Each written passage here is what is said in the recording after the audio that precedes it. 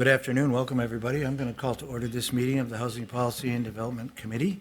This is our regularly scheduled meeting. I'm Cam Gordon, Chair of the committee, joined by Vice Chair Jeremiah Ellison and committee members Jeremy Schrader and Lisa Goodman. We're a quorum of the committee and we can conduct our business. We have 3 items before us today. 2 are on consent and 1 is a discussion item. I'll take the consent items first. Number 1 is just a resolution authorizing application for title registration for the city-owned property at 533rd Street South. And the second item is approving a restructure of a Department of Community Planning Economic Development loan for the Oakland Square Affordable Housing Project. Would anyone like to pull any of those for discussion? Seeing none, then all those in favor, please say aye. Aye. Any opposed, say no. Those motions carry then.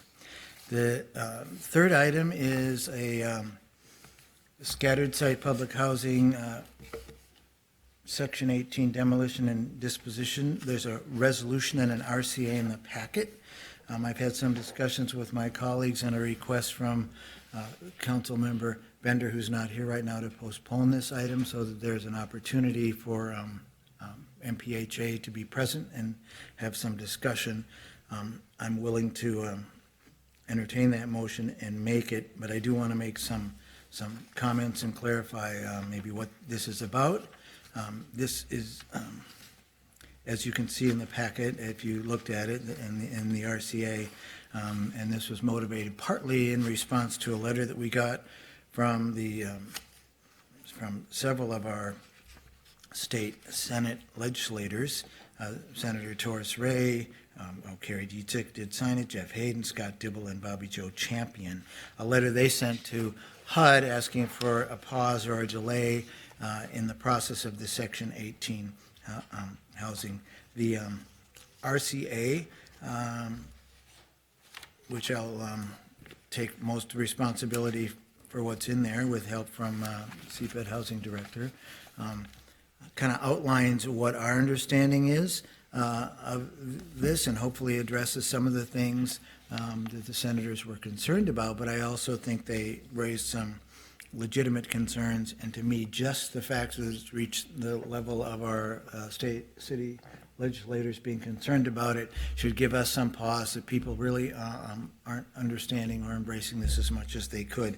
One point in the letter that's also acknowledged in the Section 18 application is the fact that there's no scattered site advisory board or resident council for the people who reside in these 648 properties. And I think that's partly responsible for why there's so many concerns and fears about what might be happening. And so the resolution that I've brought forward calls on the MPHA to address this and put in place a functioning scattered site resident council or other formal organization and process, recognizing that it might take more time, kind of asking them to do it December 20th. The other issue that's concerned me is that this is a transition time right now.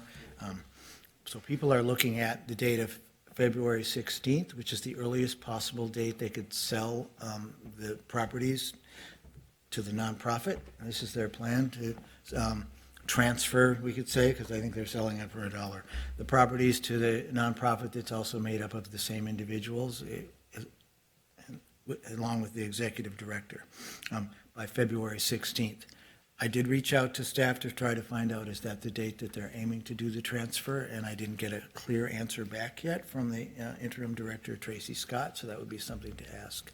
But also, this is right now, the board is in the process of selecting a new executive director.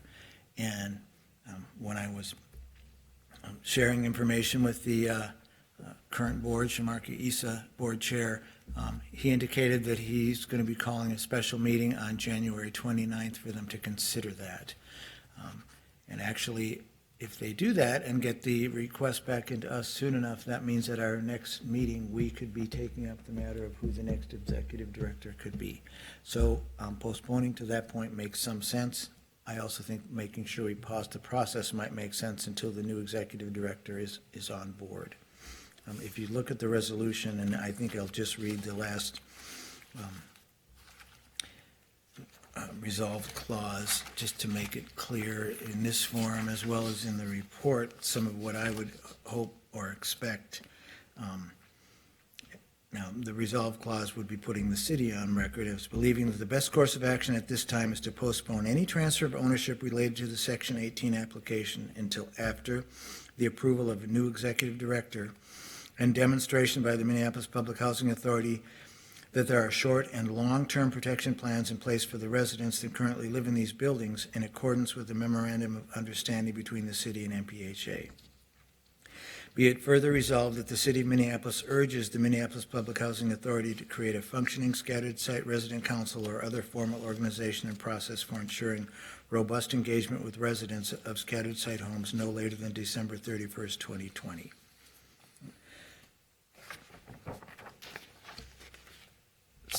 So that's what I'm hoping we'll take up at a future meeting, but I'm willing to move right now that we postpone this till our next meeting. Councilmember Ellison. I'll definitely support the motion to postpone. Just wanted to name also that the content of the